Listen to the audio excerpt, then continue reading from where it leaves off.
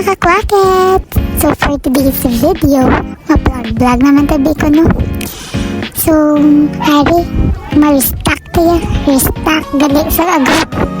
Kita lang abi naming ref tayo Di ka ambitious ako yan naghimo kago ko. Himo kago ko, 100 pieces.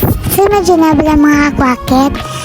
Ang 100 pieces mo, i-times mo katag 5 ang baligya mo. Mayara ka gid nga 500 pesos.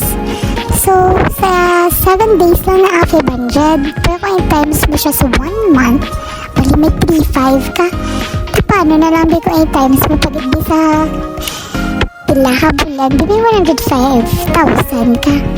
So, mula na iya computation na kung abi kung gabayad, kung utang niya, kagaunan pa sa mga bata, di. Wala wala ta binta.